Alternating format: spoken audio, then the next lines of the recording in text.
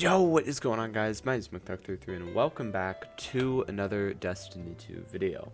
In this video, we are going to be talking about what is probably going to become one of the best pulse rifles and maybe one of the best weapons come the launch of Season 19. And this pulse rifle is the Syncopation.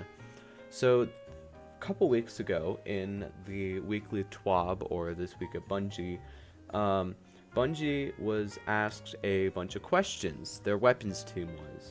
One of them regarding headseeker and how it was going to be changed, because as it stands, headseeker is a pretty trash perk. Their response to this is as follows. The plan is to increase the duration the perk is active, have the perk reset on body shots when it's already active, and have it increase aim assist by a very small amount. In playtests, it is very good, arguably one of the best neutral game perks for pulse rifles. Okay, sweet. So let's break this down real quick. So increase the duration that the perk is active.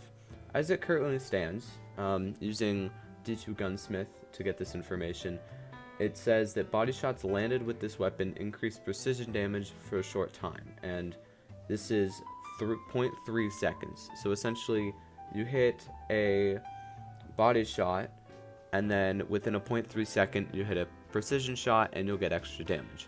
So the first part of this buff is going to be increasing that time. So maybe somewhere from 0.3 up to 0.5, 0.7 maybe if they're pushing it a little bit more, but they're going to increase that time. And then they're going to reset the perk on body shots when it's already active, meaning that you hit those precision shots that deal extra damage, and now you can go and reset it with some body shots. And then of course aim assist is very self-explanatory. Okay, so why is this important to the Syncopation? Well, Syncopation is already a pretty decent weapon. As you'll see from the background footage, I do pretty well with it, with a level 1 crafted variant. And the fact that it's craftable is also a huge upside.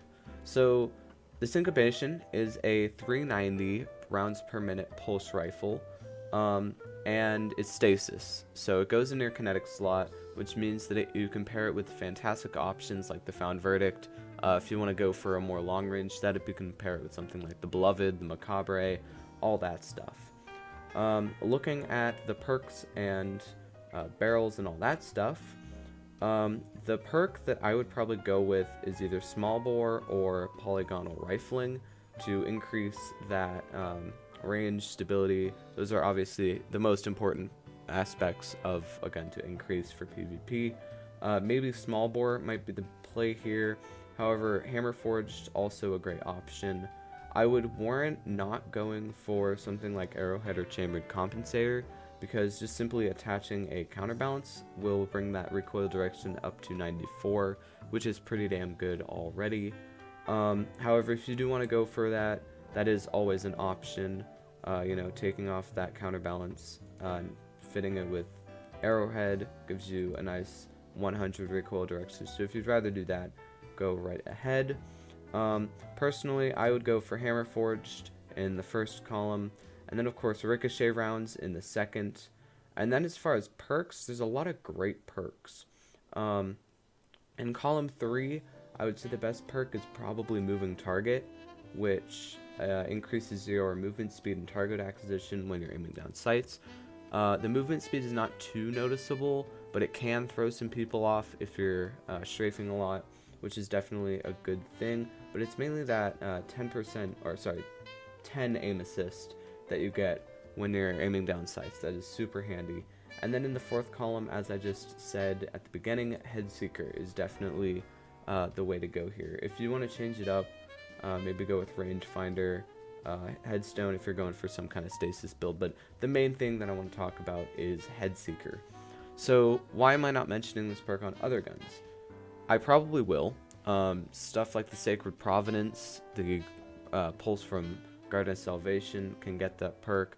There's a couple of sidearms. I think the Europa sidearm can get it. But there's a couple other sidearms. But the great thing is that this gun can get really, really good stats. And generally speaking, is just a good weapon. And it's craftable.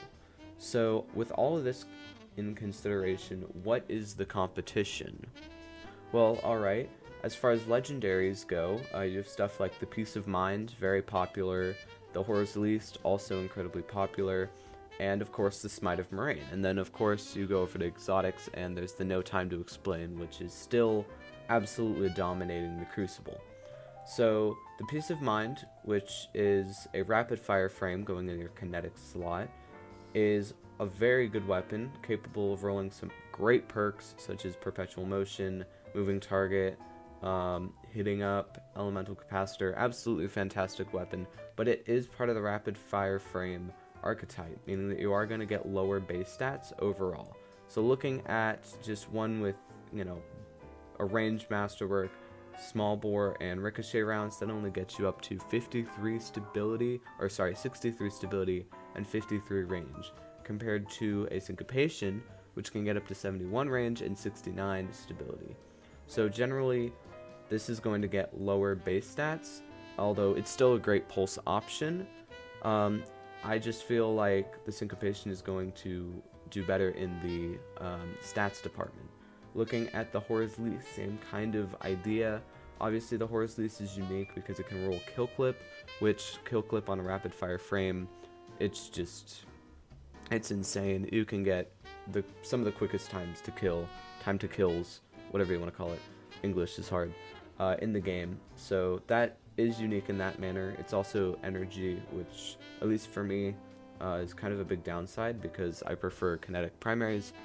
That's a whole nother discussion. But in any case, Horror's Least also incredibly good, but different archetype, lower base stats, yada yada yada. Same kind of deal with the Peace of Mind. Moving on to the Smite of Moraine. This, I think, might be the big competition for the best in slot adaptive pulse rifle. It's incredibly popular. For those who don't know, this is the new King's Fall pulse that was brought back this season, and it's also craftable. So kind of on par almost. The god roll, I'd say, at least for me, for this gun would be Moving Target, Eye of the Storm. That I love Eye of the Storm, incredible perk. The thing is, none of these can get Headseeker, which again is like the main thing that syncopation has. Now, okay, why am I raving so much about Headseeker? Well, there are not a whole lot of useful neutral game damage perks in the game. Most of the good damage perks in the game require a kill. Stuff like Kill Clip, Multi-Kill Clip, Rampage, Adrenaline Junkie, Swashbuckler. All of those all require a kill. And sure, they're incredibly beneficial, but they all require a kill. So in 3v3 modes, trials, survival, all that stuff, you're going to be taking advantage of that less. They're still good in those modes, you're just taking advantage of them less. Neutral game perks, on the other hand, are generally harder to activate. That's stuff like Frenzy, Focused Fury, stuff like that. Maybe Vorpal Weapon, if you want to consider that a neutral game perk. But these are all kind of hard to activate. Focus Fury, you have to hit half the magazine in headshots. And Frenzy, you have to stay in combat for like 12 seconds or something like that.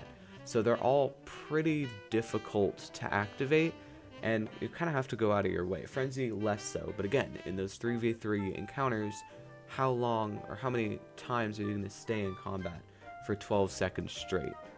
Taking and dealing damage. It's a little hard to activate. Headseeker, on the other hand, will activate in pretty much every gunfight you have, and if Bungie goes through with what they said, then it could be an incredibly good perk. And so that is the main reason why I think Syncopation will become so good.